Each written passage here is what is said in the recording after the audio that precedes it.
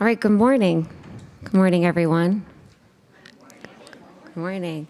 Welcome. Thank you for being here today for a Blueprint for Change, Ending Cycles of Gender-Based Violence and Homelessness, an Urban Resource Institute and City and State New York event. I'm Sky. I work with City and State. I do our video series, Political Personalities with Sky, and it calls to attention a lot of the issues like we're talking about today throughout government and politics. And the hope is that organizing events like this and putting people on camera helps humanize issues. And that's what we like to do in order to bring attention to things and make change and make policy change. So thank you. Please note that the federal government has announced it will be testing its emergency alarm today. You might have gotten that text message or email. That's happening at 2:20 p.m. And if your phone is on silent, the alarm will still go off. So we'll make another announcement after lunch to remind people that you might want to turn off your cell phone during that alarm. So today's discussion will focus heavily on gender-based violence and homelessness. It may be difficult for some people with lived experience to hear. For those who may be triggered by any portion of today's discussion, URI has made two social workers, Amanda Drapkin and Amoya Houghton, available to talk. They will be located in the classroom 115, 116 on the first floor, and you can talk to them at any point during today's event. So now I'd like to call up Dr. Nathaniel Fields to the podium here, the CEO of URI, to make some welcoming remarks. And as he makes his way up here, I'd also like to thank Lauren Schuster, who's here in her purple blazer for Domestic Violence Month, for working with me and the City and State team to make today's event possible. And also Wilfredo Lopez, if you don't know him, he works on the government affairs team as well at URI. He just had a baby with his wife, Luisa. So he's not here right now, but I'd like to acknowledge that. Okay, and I'll bring up Dr. Fields now. Oh, hello. Hi, you're not Dr. Fields. Yes, please, take the podium. Who is Dr. Fields? Is that? Did you get a promotion? Something I don't know. Anyway, good morning, everyone. Oh, look at all of these beautiful faces. You know, the marketing team, of course, gave me a speech, and their worst fear is that I would not follow it. And of course, they were right. You know, so I want to take this moment in the Museum of Jewish Heritage and wish all my fellow people of Jewish heritage Shana Tova. All right.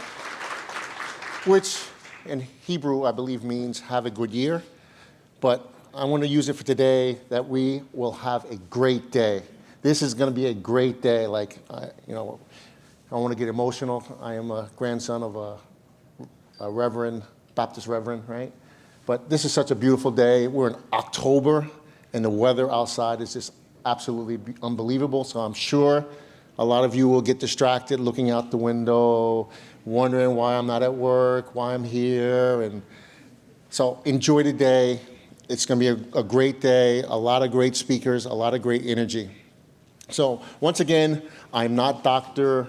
Nathaniel Fields. I have a lot of titles after my name. I am the third. I am a CFP and a lot of licenses, but I work as an executive director. I run the investment business in Westchester for JP Morgan.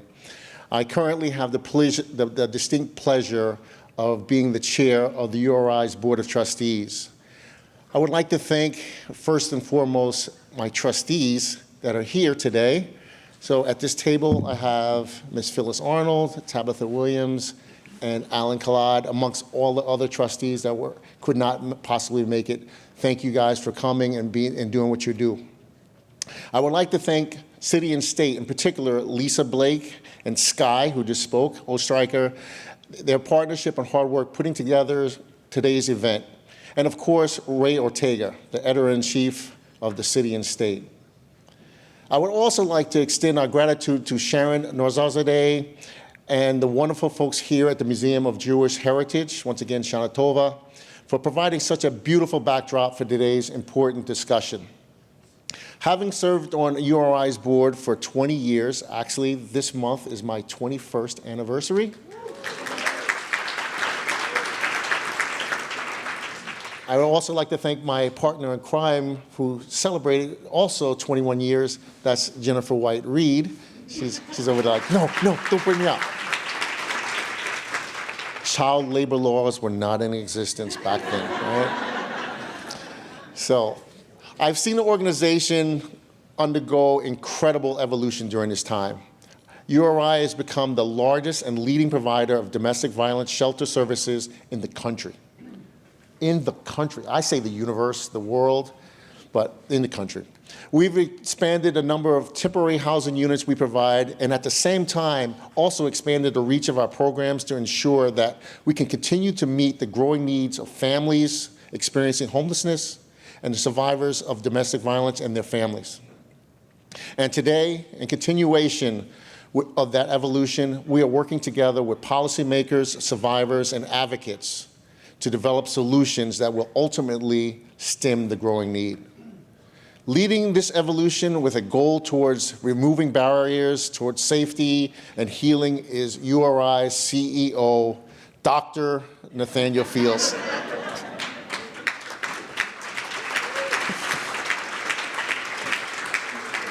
It is so good to have Nate, if we always mess with him with his name, at the helm, and he is trained as a social worker, and that perspective allows him to keep our mission and the issues front and center as he leads a team of nearly 1,000 staff this year. We started with 200 when he started, 200 to 1,000, right? Providing jobs for so many people. Great job. Yes.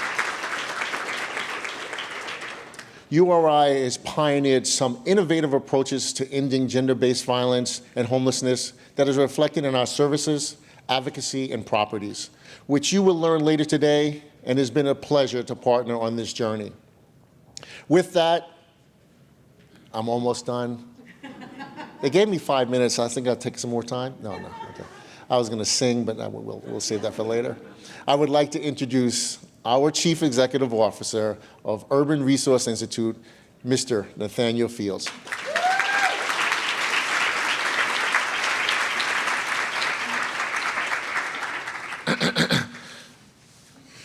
Okay, sorry. So, good morning. As you know, I'm Nat Fields, and I want to thank Whittaker Mack for his kind words and, of course, your partnership over, I should say, the many decades. And, of course, as you have acknowledged, you don't do this work alone with the Board of Trustees who are here today and the ones, of course, who could not be here. I do want to just take a moment to clarify some things. So I am not Dr. Nat Fields. I feel like many of you will call me, hey, Nat, when did you do that? Just to be clear, Nat Fields, and as Whittaker said, I'm so proud to be a social worker because I understand with the team that I lead, that mission is so important. The business supports our ability to engage in mission in the most effective way. So we always want to lead from a mission perspective. So I've been doing this work for about 11 years as the CEO. And as I just talked about Whittaker not doing it alone, I realized with the individuals I work with, this team of compassionate and knowledgeable team members that were on the front lines during the most challenging times of crisis at the height, that they're truly indispensable and incredible people. So I do want you to help me thank them by giving them a big round of applause for all that they do on behalf of our clients.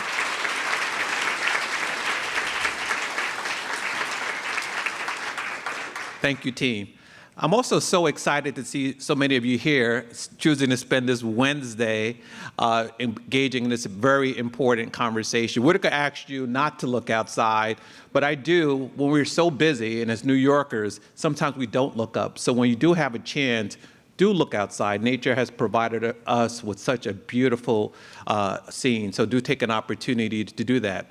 I also want to say, before I go any further, I know how it goes sometimes. People sit with who they know, but I do want to warm this room up a little bit. So if you're seated next to somebody, either to your left or your right, wish them a good morning, make sure they know your name, and tell them that you're so happy that they're here today to do this important work.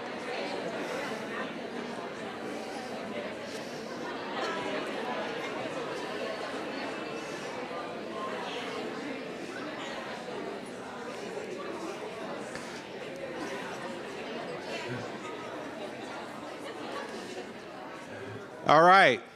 So if I say, for the clinicians, if I say, look at me, I'm not battling narcissism. I'm just calling your attention because we do have a lot to cover. Many of you know about Urban Resource Institute, about URI. And I want to say that we've done a lot of work. We recognize that we are we are a purpose-driven organization, right? That the issue of ending domestic violence and homelessness is at the center along with our clients. That thinking allows us to map this ecosystem and map our partners, because we know we can't do this alone in terms of ending domestic violence and homelessness.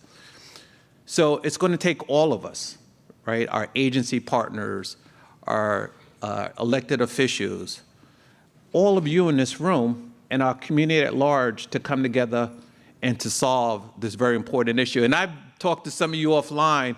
I still keep hope at the cornerstone of everything I do, right? And I believe, I truly do, when we come together with intention, we can do amazing things. So let's keep that as part of the work we do today, that hope and our intentionality around ending domestic violence and homelessness is what we're here to talk about today. So I want to talk a little more about URI. We provide comprehensive, client-centered, trauma-informed services to about 40,000 people each year. You all been to Madison Square Garden? Raise of hands.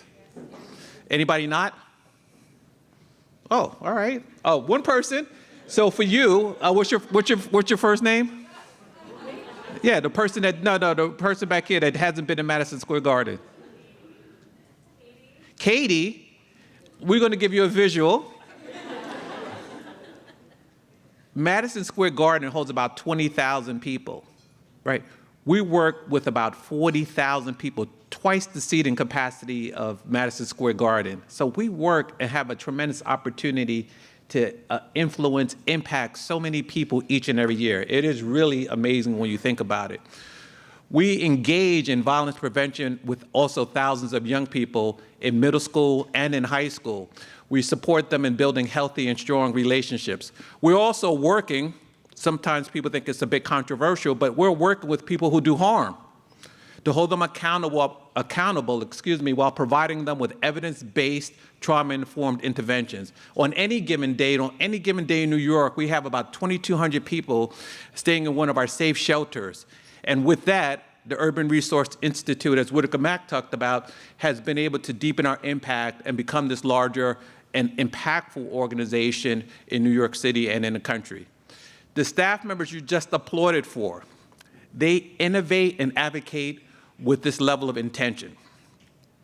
They and we are creating opportunities for individuals and families to remain whole with their pets as they heal together.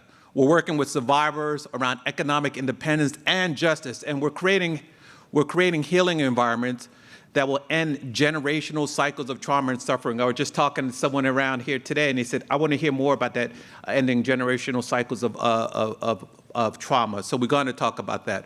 We're also engaging our legislators, right? Many legislators are here today to create a paradigm shift regarding how we develop solutions to end domestic violence and homelessness. So this sort of community response. I want to offer to you, it's far from inevitable that this twin crisis of gender-based violence and domestic violence, I want to suggest to you that they're solvable with the right policies and investments in place. And I feel, I grew up in New York, being in New York, we can do many things. And so I think with the people around this table, we're going to work here to solve. It's vital that we develop these policies And it's vital that we center those policies on the voices of those who are impacted, victims of domestic violence. They often know what they need to heal and to be able to move forward.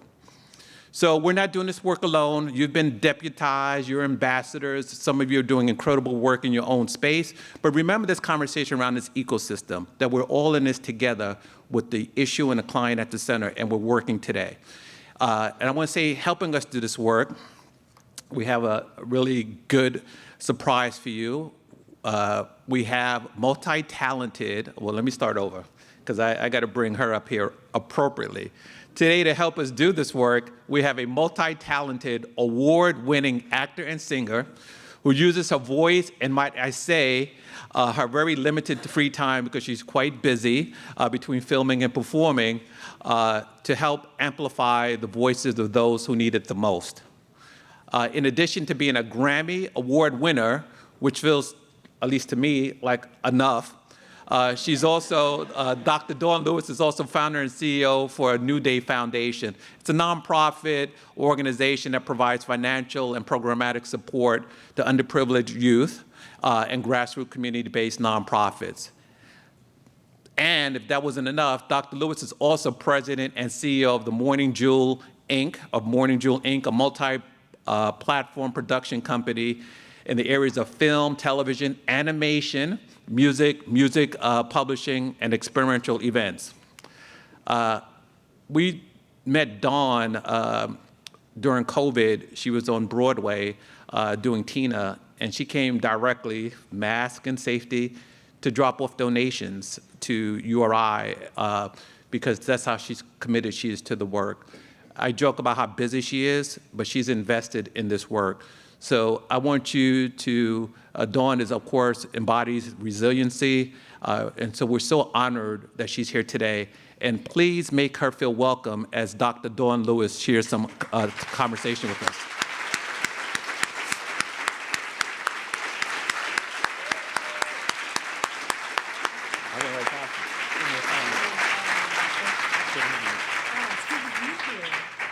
It really is great. This is a weird angle. It's like you matter, not so much. Okay, we're gonna shift this just a little. Can you see me over there? Is that better? I love you more than Mr. Fields does. When he sent me an email and said, Dawn, it'd be really great if you wore a slate gray, you know, kind of shark skin type suit. That way we could match. I thought he was kidding. We look good together. Like we planned it. No, we didn't plan. I'm just joking. He didn't do that. He didn't do that. It's good to laugh. It's good to smile. It really is my honor to be here with you this morning. You see my this is bad. Okay. This is not my union, but we're gonna do it.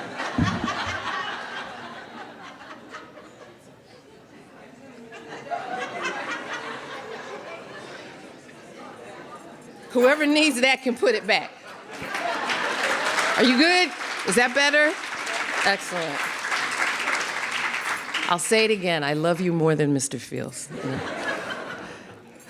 Okay. My shirt. For about 5 seconds, I was concerned that it might offend somebody. Too bad. Thank you. Thank you. And for the other 55 seconds in that minute, I said, I'm here to tell my story, and this is my story. And God is at the center of my story. God saved my life, saved my family.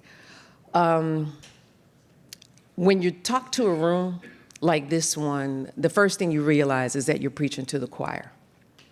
Everyone is sitting here because they know the seriousness of what we're here to talk about. They know that we need to find answers. They know that we have to come to some kind of understanding of how do we not only start this conversation, how do we continue this conversation? How do we frame this conversation so that our children and our children's children don't walk into this generational dilemma of violence, of not knowing how to better express themselves, of not knowing how to better communicate. In church a couple of weeks ago, pastor was talking about, I always want to love people, but I want them to love me back like I love them. I want them to do their best, like I'm doing my best to be my best. He asked us to realize that actually may very well be their best. And you got to stop and take a breath and go, whoa, okay, he's got a really good point. What they're doing, how they're acting out may actually be their best. They can't love you because they don't love themselves. They can't process better with you because they don't know how to process better with themselves.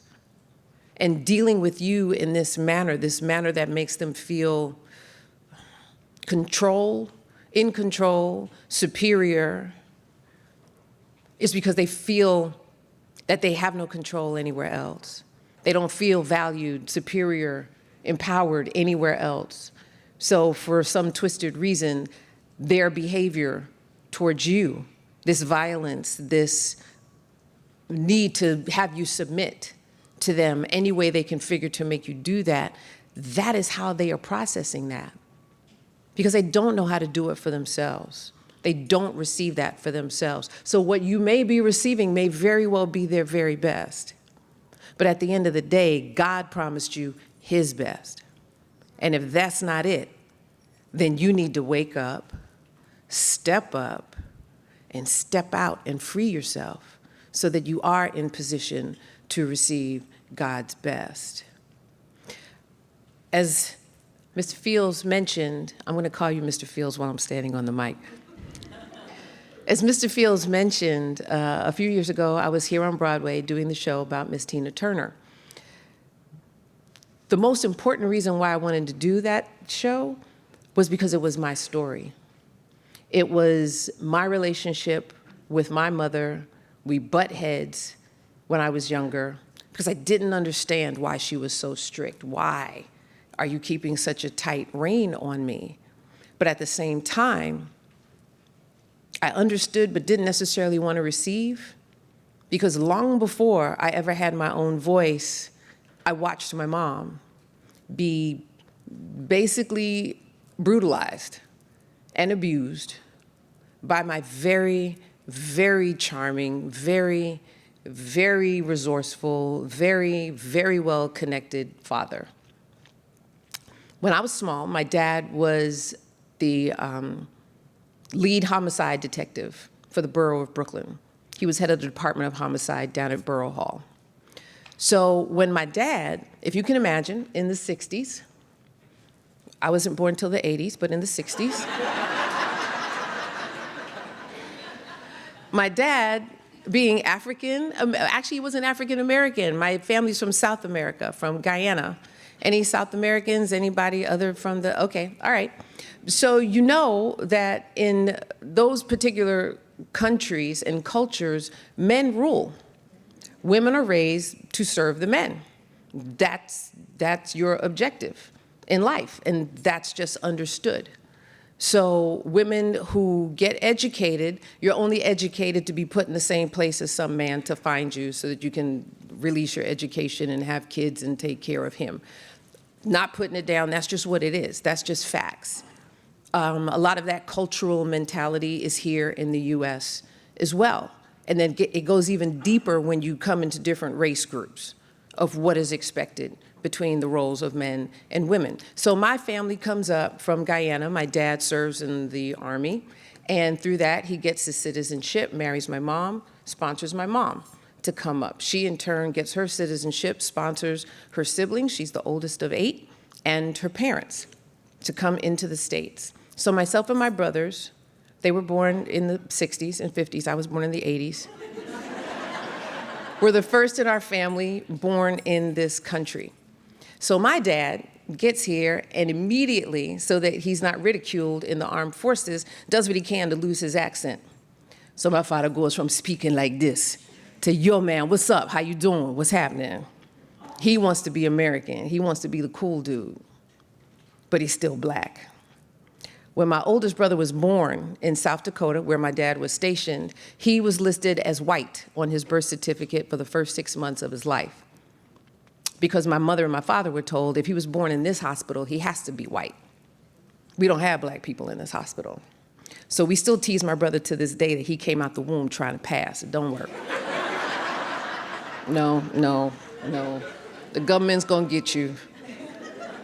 And we will perpetually remind you, you are all the way black, my brother.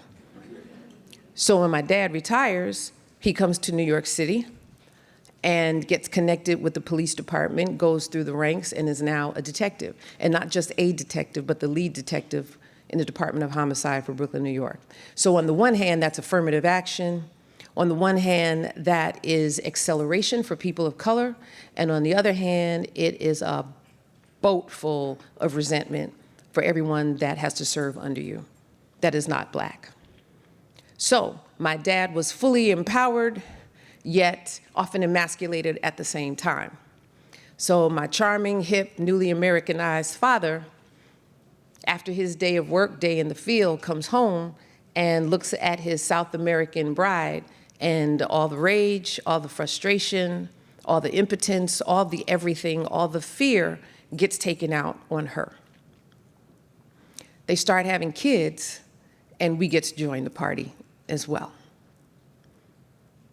It wasn't cute, it wasn't fun, it was incredibly scary. Mom would sometimes disappear for a couple of days at a time, only for us to find out she was in the hospital. My dad, my dad, again, don't forget, he's very charming. If you were to meet him on the street, you would never, ever know. You would never, ever believe what was going on behind closed doors. My mom finally got the courage to go down to the police station to report my father. Believe it or not, against the wishes of her brothers. Because for her brothers, my dad was the cool dude who knew where all the girls were, all the parties were, all the everything was. And, you know, my mom's name is Joyce. Joyce, you've always had too much lip. You need to be the wife that you're supposed to be and leave Carl alone. Just be a good wife. That's what her brothers told her. 4 brothers. When my mom went down to the police station, the police protect and serve. If you would just do what he told you to do, he wouldn't have to hit you. These were my dad's subordinates. So they weren't going to dime on my father. As much as they may have resented him in the workplace, he was still one of their own, so no. So my mom, in the place where you're supposed to be able to get support, to get help, to get direction, to get assistance, to get refuge, was told, go back into the fray. Her mother and father, when she was talking about leaving my dad, again, back in the 60s, that's not what you did. Women, you don't get divorced. You know there's a girlfriend across town, you know there are kids across town, but you're the one he married, so you're the lucky one. So you need to stick it out. You need to stick it out. Her mother, my mom's mother, told her, who do you think is going to take you with 4 kids? You need to go figure it out and go on back, even though they knew their child was being abused. That's the world I was raised in. I honor my mom. I honor my mom in the way she honors God, to know that God promised her her best. And with her limited education at the time, her love of God, who taught her to love herself, empowered her to extricate herself from that environment. One day, my mom got us dressed for school, that's where we thought we were going, and took myself and my 3 brothers down to Borough Hall to the desk sergeant and said, please tell Mr. Lewis his children are here. And she left. We didn't see my mom again for almost 2 years. Come to find out, I kid you not, maybe 8 years ago, 8 years ago, I found out that my mom was hiding in a closet in the upstairs apartment from one of our neighbors that gave her shelter so that she could keep an eye on us. She was up there for about a month in a closet on a cot to make sure that we were okay. She just told me that just a few years ago. My mom is not perfect, she's not a saint, but the way that she embodies grace and mercy and forgiveness and care and vision is remarkable, and has saved myself and my brothers from following in those same footsteps. We knew what was happening was wrong, but at the same time, we knew through love we could be better, and we could choose better, and we could do better.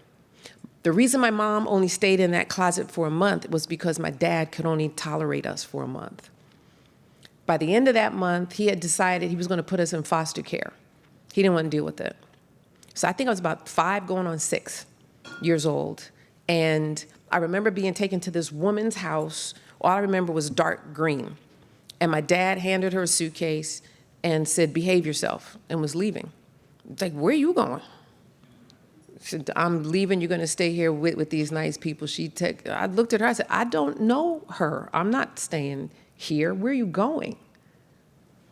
I didn't know what was happening, but I made such a fuss that they ended up not being able to leave me there. Come to later find out that his mother, my other grandmother, owned a brownstone in Brooklyn, New York, and she had tenants in the upstairs apartment. She kicked them out and said, you are not gonna split my grandkids up. I will take them, and moved us into that upstairs apartment on Park Slope. And that's where we lived for almost 2 years. And the only time we saw our dad was when he came to discipline us. And when I say we got beat. If we misbehaved, we got beat. My dad used to do this thing where he thought it was really clever with my older brothers that, okay, you guys came up with this idea together? You put your heads together on this one? He would take their heads and smack them together. You still think it's a good idea? Coming up with these ideas? That was my dad's expression. But it got to a point where I figured out that if I wanted to see Dad, then that means I had to be in trouble. So I started deliberately causing trouble. So even if it was just to get a beating, at least I could see my dad. We weren't gonna see our mom. So I would start stealing stuff and made sure you knew I took it. I was very, very clever. Very clever. You know, if there was a $20 bill, I would take the $20 bill and made sure somebody saw me take it. What? Huh? What? Huh? I would go to school and buy candy. What do you do with $20 at 7 years old? Whatever. But at least I saw my dad. That's the cycle that we were in. That's the self-destruction that we were in, mistaking that for love. Inadvertently trying to keep ourselves in that cycle of pain just so we could have something. All too many of us who find ourselves in this vicious merry-go-round kaleidoscope of violence and hopelessness believe that that's where we're supposed to be. Believe that that's what love is. Believe that's what relationship is, because we haven't experienced anything else yet. But the moment you get exposure to something else, something different, something healthier, something whole, you can then turn around and look and say, okay, so that's not good for me. I'm not saying you're not good. You've got issues. You've got things that need to be addressed. My challenge for me is to do better for me. I can't fix you. I don't want to fix you. I'm not trying to fix you. It's not my job to fix you. But I cannot do the work that I need to do on me as long as I stay in this environment. And that's the beginning of self-victory. That's the beginning of self-love. And my mom taught us that. After 2 years, they finally got their divorce.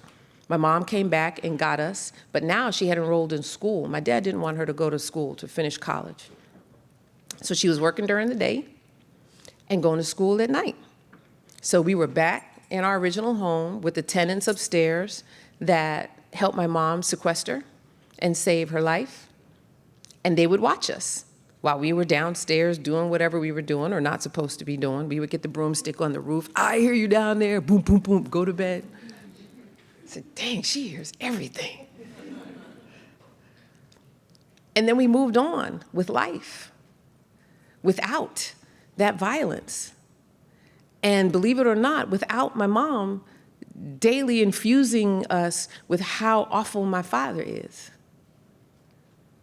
That's incredible to me. Because that mindset, that verbiage is poison. There's so much power in our words. We have to be mindful. It's hard enough keeping track of what our children see. But it's so easy to say words that deposit such painful images, such dangerous perspectives in them that they have no choice but to act upon, because as parents, as adults, we are their first teachers. And then there's our teachers. Do we have any teachers in the room? One, two, three. You guys.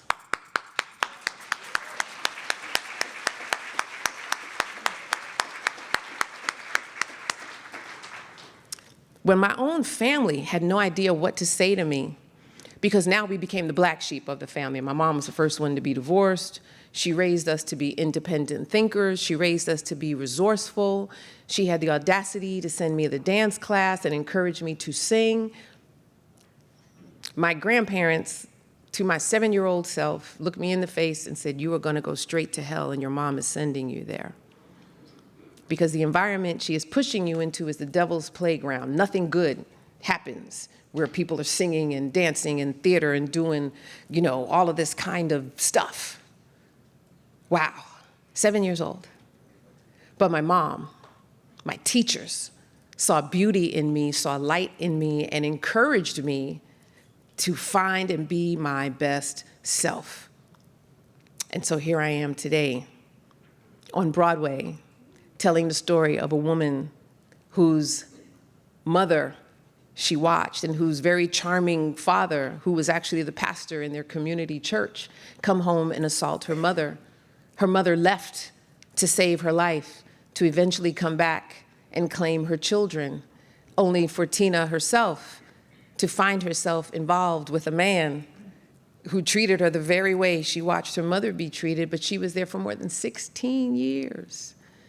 Because part of her believed that's where she was supposed to be. She believed that that's all she deserved, even though she saw her mother save her life. But yet she rose. But God,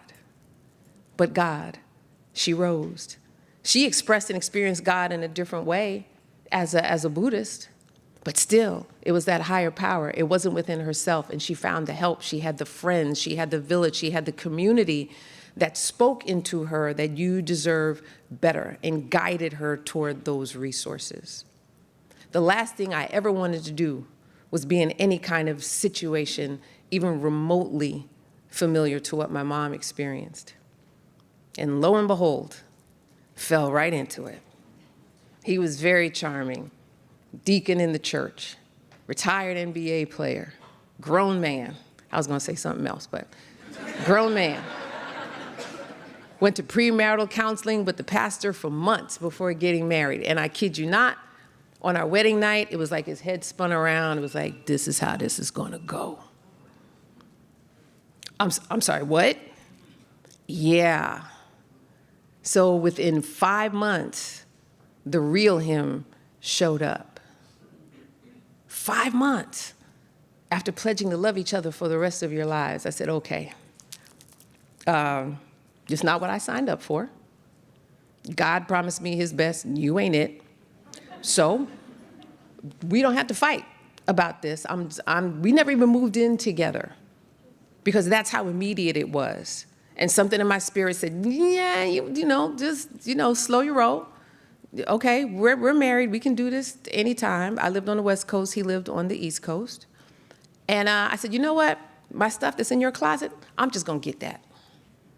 And we can talk about this, another time.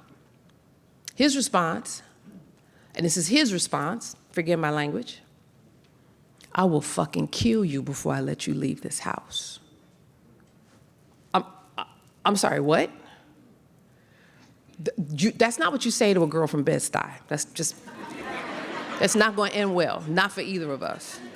Not for either of us. So, as I mentioned, I have 3 brothers. I don't start a fight, but I will do my best to finish one. And if you put me down, you better make sure I stay down. Because if I get up again, it's a problem, not for me. Okay? No, no, no, no, no. I saw how that movie ends, and it's not pretty. With my mom with a monkey wrench to the head being carted off to the hospital. It's not pretty. No, that's not what we're going to do here. That's not what's going to happen. I'm going to leave, and you'll get a call from my attorney, and we'll be okay. That answer was not good enough for him. So for about 45 minutes, he proceeded to bounce me around the house, slam me up against walls, drag me down a flight of stairs. And I was finally able to get out of the house. I was actually in Virginia to do a show because I was screaming so loudly, I couldn't get out. So when I finally did get out, got into my rented car, was on the freeway in tears, didn't know where I was. I called our director. He came and found me on the side of the freeway, took me to the police station. Having 3 brothers, the last thing I ever wanted to do was to send a man of color into the prison system. But the officer said to me, Ms. Lewis, if he's done this to you, trust me, he's done this before. And no one took the time to hold him accountable. You need to hold him accountable. So I did. Had him arrested. Where he went, the police officer said, we got this report. And he said, well, all I wanted to do was talk to her. He said, well, yeah, I grabbed her. I pushed her some because I wanted to make her listen. And the officer said, you need to stop speaking right now because you've just admitted to assault. That if her intention was to leave and you prohibited her from doing that in any way, especially if you put your hands on her, you just admitted to assault, and I need you to stop speaking. I got introduced to public defenders. I got introduced to resources. I got introduced to counseling where I blamed myself. It's like, okay, what did I not see? What did I not do? What questions did I not ask? I waited a long time to get married, and I thought I took the proper precautions. I'm too smart for this to be happening to me. But no one is immune to violence, regardless of what color you are, regardless of what culture you are, regardless of what age you are. No one is immune. No one is immune. My brother says, Dawn, flies land on crap and flowers. And trust me when I tell you, you are not crap. So stop treating yourself and speaking to yourself like you are crap. You are God's beautiful flower, and this fly, this nasty fly, just happened to land on you. And maybe you are the person that will help him be a better person, because you will bend and not break, but for God. You will bend, but you will not break. So allow yourself to heal. And because of the love, because of my family, because of the examples, because of the people in my life that taught me what real love is along the way, I was able to stand up for myself. So those are the messages, those are the examples that we have to set for ourselves and for each other so that we can reflect them to others of what it looks like to actually be loved, to be empowered, to be encouraged, to be supported, to be embraced. Be a real friend. I'm not talking about gossip, but if you know something, say something. If you know something, say something. This is a secret that is not to be kept. If you know of someone who is being taken advantage of, who is being abused, who's being assaulted, if for whatever reason you cannot convince the person who you know directly to get help, then go to someone who can bring help to them. Help them help themselves, because not everybody's strong enough to help themselves. There could be fear, there could be shame, there could be a lot of things. When I met Mr. Fields and URI, like I said, we were doing Tina, and we did a food, well, we were asked to be in a competition with Broadway shows with Trader Joe's about who could do the most elaborate gingerbread house. So our show won, the gingerbread house, and they gave us a $50 gift certificate to Trader Joe's. Our cast of 34 people looked at each other and said, what are we gonna do with $50? That's not even 87 cents for each of us. Okay, so I spoke to the company. As he mentioned, I have my own nonprofit, so I know the value of giving and pouring into the community. So I called my dear friend at the National Urban League and said, Mark Morial, and said, what organization here works with domestic violence? We're doing a show about domestic violence. Who can you direct me to? And he directed me to URI. And so I went online and Googled, and I saw all of the amazing programs, national programs, educational programs, empowerment programs for families, for children. I said, this is amazing. So I talked to our company and said, would any of you be interested in donating some money or some canned goods, whatever, so we can put a package together, because this was right before Thanksgiving, and take it down to the center. Everyone, cast, crew, the orchestra, the ushers, the house manager, everyone. We had hundreds of dollars, went shopping at Trader Joe's. People saw the carts. You know how you try to pick which line you're gonna stand in? They were looking at us like, what are y'all doing? And so we told them, and people started taking things out of their carts and putting it in our carts, and told the cash register, we'll pay for this, but we're gonna give it to them, because they were so excited about what we were doing.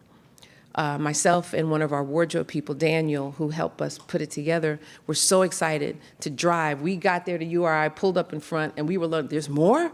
There's more? Yep, we got bags and bags. We were able to feed how many, like 6, 7 families that Thanksgiving, and we've been connected ever since. So again,